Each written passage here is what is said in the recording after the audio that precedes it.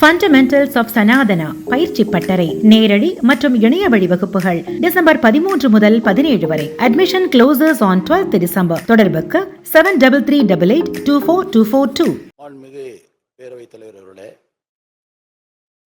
தமிழ் மொழியில் அழிந்து வரும் நிலையில் இருந்த பண்டைய தமிழ் இலக்கியங்களை தமிழ் தாத்தா ஓ.ஏ. சாமிநாத ஐயர் 20ஆம் நூற்றாண்டில் 3000க்கும் மேற்பட்ட ஓலைச்சுவடிகளை தமிழகம் முழுவதும் அலைந்து கண்டுபிடித்து, அதே போல எழுத்து பிரதிகளையும் கண்டுபிடித்து 90 நூல்களுக்கு மேலாக பதிப்பகம் செய்தார்கள்.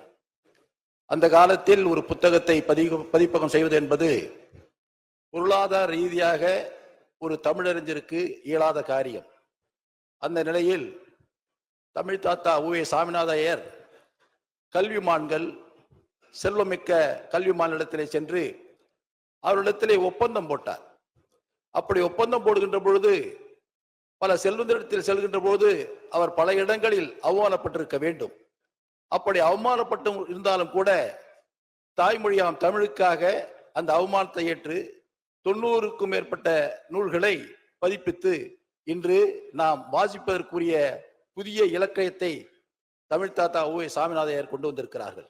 அவரை போற்றுகின்ற விதமாக கடந்த 2012 அன்றைய முதலமைச்சராக இருந்த இதய தெய்வம் டாக்டர் புரட்சி தலைவி அம்மா அவர்கள் இவருடைய திருப்பெயரால் விருதுகளை அறிவித்தார்கள்.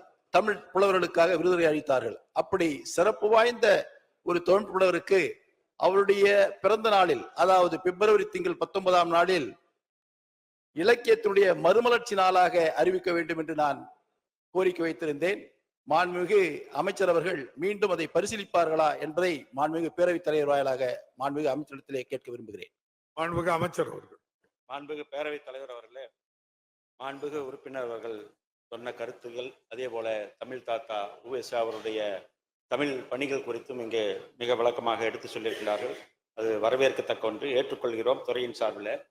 இருந்தாலும் நம்முடைய இலக்கிய நாளாக, மறுமலர்ச்சி நாளாக அறிவிக்கப்படுமா என்று கோரியிருக்கின்றார்கள். ஏற்கனவே அது சம்பந்தமாகவும் மாண்புமிகு உறுப்பினர் அவர்கள் அவைக்கின் கவனத்துக்கு கொண்டு வந்திருக்கின்றார்கள். மாண்புமிகு முதலமைச்சரோடு கலந்து பேசி வரும் காலத்தில் அது குறித்து பரிசீலனை. மாண்புமிகு உறுப்பினர் கே.பி. முனிசாமி. மாண்புமிகு பேரவைத் தலைவர்களே, அதாவது தமிழ் தாத்தா ஓ.ஏ. சாமிநாத ஐயர் இந்த தமிழுக்காக தன்னை எப்படி அர்ப்பணித்துக் கொண்டார் என்பதற்கு இங்கு ஒரு விளக்கம் சொல்ல விரும்புகிறேன்.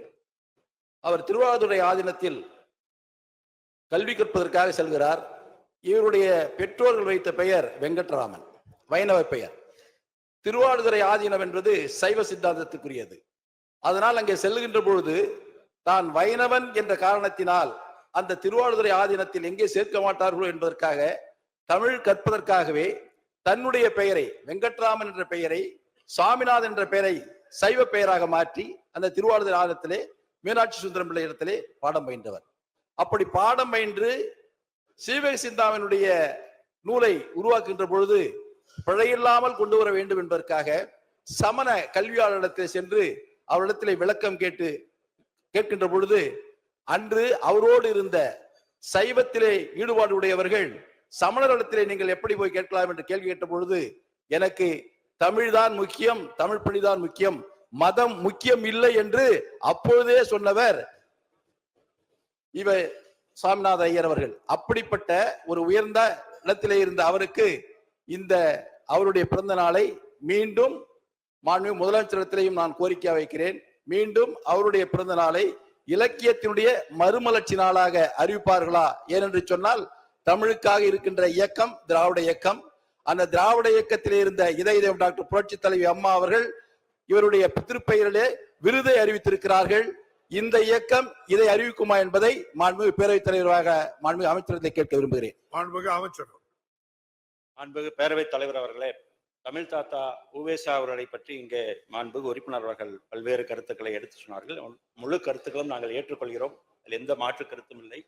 மாண்புமிகு முதலமைச்சருடைய வழிகாட்டுதலோடு நிச்சயமாக இந்த துறையின் சார்பில் அவருக்கு மரியாதை செய்கின்ற வகையில் நிச்சயமாக வரும் காலத்தில் அதுக்காக அரசு பரிசீலிக்கும். அதே நேரத்தில் ஆண்டுதோறும் அவருக்கு மாநில விழாவாக, அரசு விழாவாக அவருடைய பிறந்த நாளை நாம் கடைபிடிக்கின்றோம். சென்னை கடற்கரை சாலையில் உள்ள அவருடைய திருவுருவ சிலைக்கு மாலை அணிவிக்கிறோம்.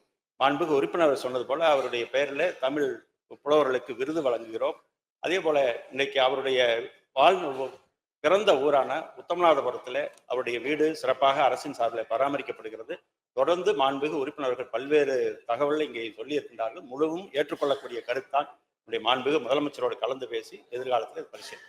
விநாயகன் 144 மாண்புமிகு உறுப்பினர் நல்ல தம்பி மாண்புமிகு முதலமைச்சர் அவர்கள். மாண்புமிகு பேரவைத் தலைவர் அவர்களே, மாண்புமிகு உறுப்பினர் திரு KP முனுசாமி அவர்கள் ஒரு கோரிக்கையை வைத்து அந்த துறையினுடைய அமைச்சர்கள் விளக்கம் அளித்திருக்கிறார்கள். டாக்டர் உவே சாமிநாதனுடைய பிறந்த நாளை தமிழ் இலக்கிய மறுமலர்ச்சி நாளாக கொண்டாட வேண்டும் என்ற ஒரு கோரிக்கை வைத்திருக்கிறார்கள். முதலமைச்சரும் பரிசீலிக்க வேண்டும் என்று கேட்டிருக்கிறார்கள்.